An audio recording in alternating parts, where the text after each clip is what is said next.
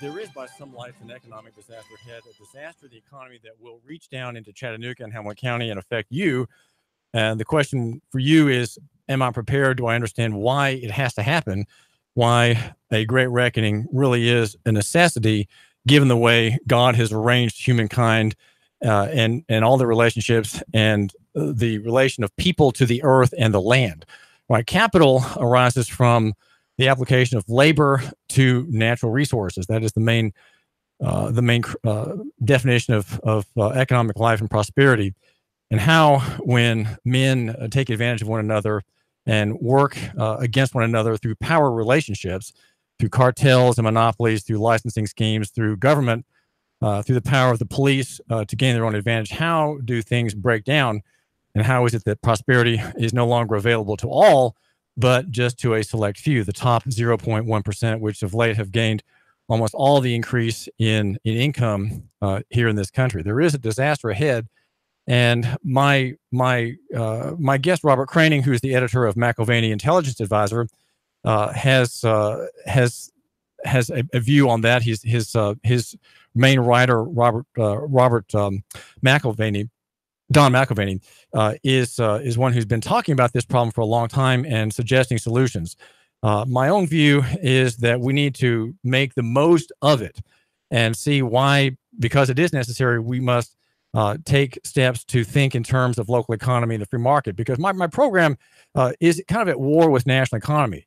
It is at war with the idea of centralized financial structures, debt-based economies, debt-based currency systems, and acts of government that are outside the Constitution. And I would say that the Federal Reserve System, which is part of the Constitution, is enacted just at the end of World War, just the beginning of World War I, is part of an extra constitutional government, right? And because we have these great ones in charge, they are soaking the economy and enriching themselves personally. And we have reason to understand, if you're at all even partly well read, that this does not bode well for us here. Can we take advantage of it? Can we look at this coming disaster with optimism and good cheer? That's my goal. Though McAlvany doesn't have a lot of cheer in it, does Don McAlvany, Robert Kroening? No, I'm afraid he really doesn't. He fills the newsletter with a lot of news about what's going on, the developments, and what the news is that matters to you. And he does finish on a positive note. He has something called the final thought each month. And it's the last 2 or 3 pages of the newsletter. It tends to be a little bit longer newsletter than some, at 12 to 16 pages. But the last few pages are on a positive note and along the lines of what you're talking about, what we should be looking for in the future and why we should have some good cheer. And Don McAlvany is trying to have a Christian and biblical perspective on the things that, with great woe and even some fear, he reports in his production. Very much so. Well, Robert Kroening has been the editor for 10 years. He's 61 years old. He and his wife, Diana, live in Ocoee. They have five daughters.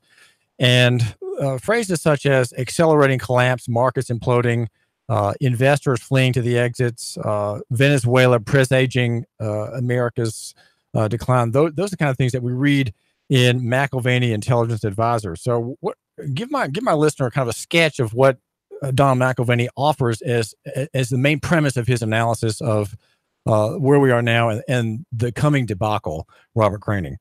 I'll be glad to do that. I might preface those comments with a little bit of information about Don, just so you know who he is if you haven't heard of him before, and so you know why you might want to listen to him. He has been in the business for a good while. He's been publishing his newsletter for 42 years, so he's not new in the business. He actually began as a broker on Wall Street, so his is not a theoretical knowledge of the goings-on in Wall Street. He knows very much what he was required to sell, what the attitude is there, and so he was contacted by a client one time during his tenure there and asked to buy some South African mining shares, which was about the only way that you could get mining shares at that point.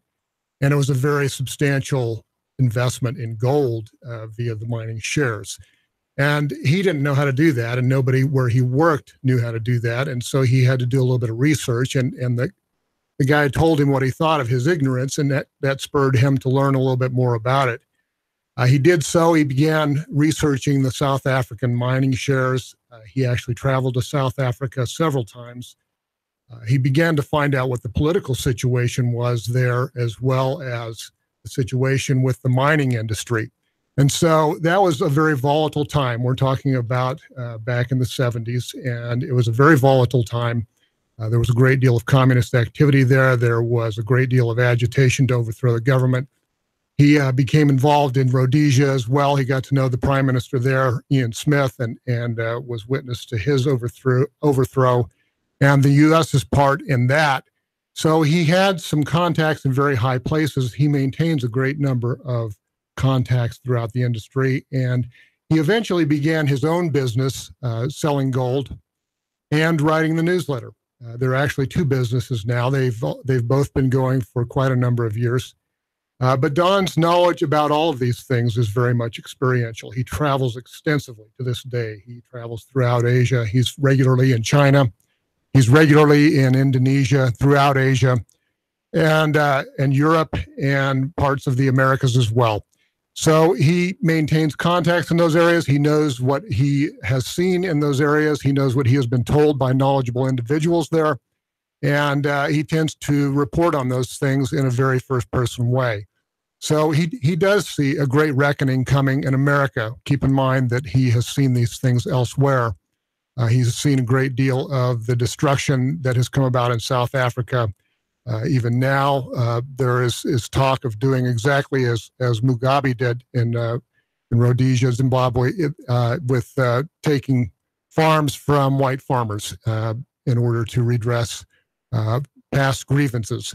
So that kind of socialist response to a lot of things he sees a great deal of parallel to in the United States. He also reports regularly on things like the pension crisis.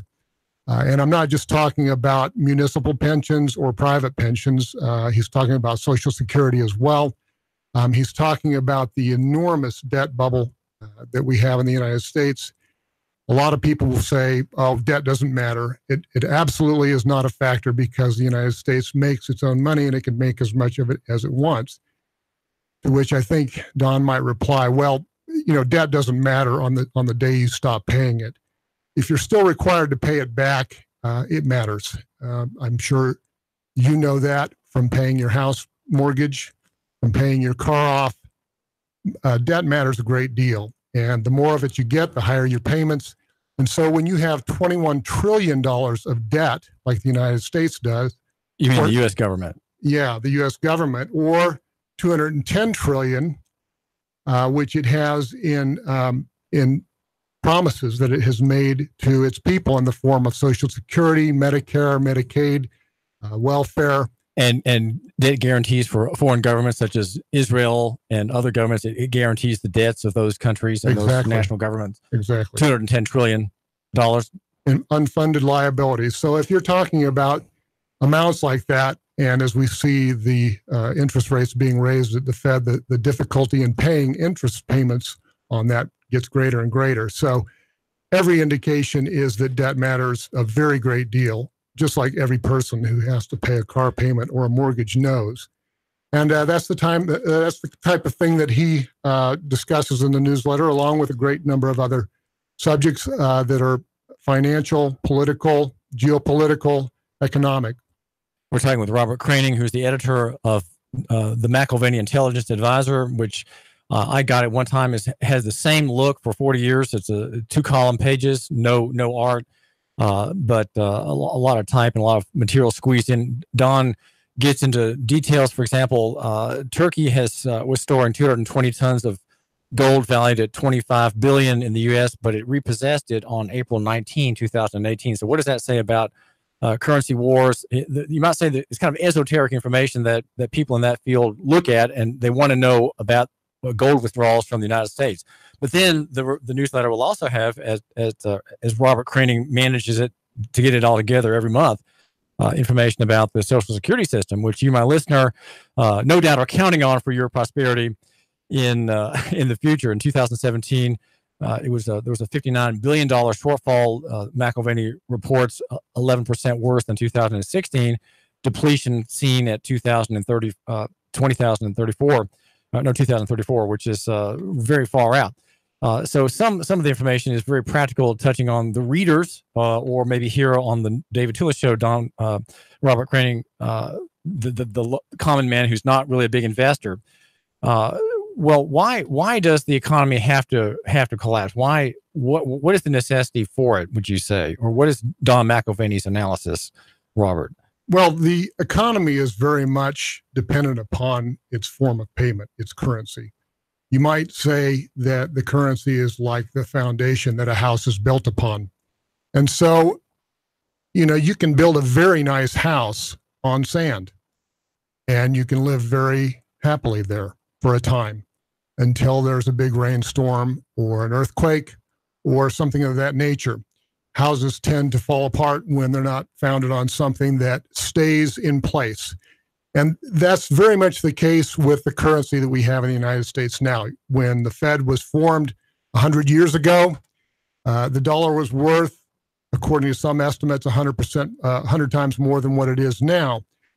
You can buy about, some people say 3%, but still the point being that the dollar has depreciated hugely in the last 100 years. You mean 97%? Yes.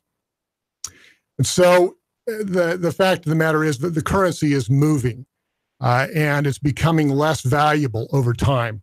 And the thing about inflation that's really important to keep in mind, a lot of people are used to that because they've never known anything different in the United States. We've had it for 100 years now.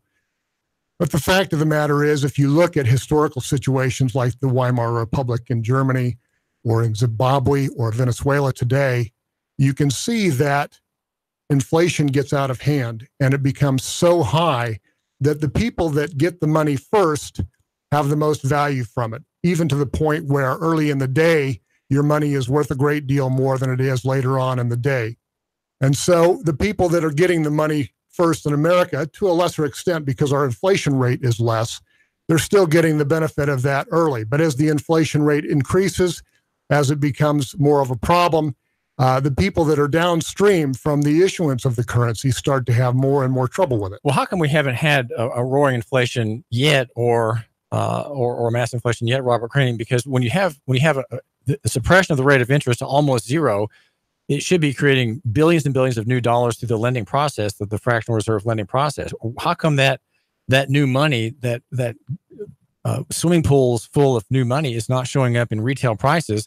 The Fed is still saying more or less that it is trying to reach its 2% inflation target per year, and it's having a hard time doing that. And here now it's going to raise interest rates to suppress borrowing, Robert Kroening? Right. Well, the reason that it has not inflated in the economy to the extent that it seemingly should have because of the amount of new currency created is that the banks were so unhealthy in 2008 when they failed or nearly failed in many cases.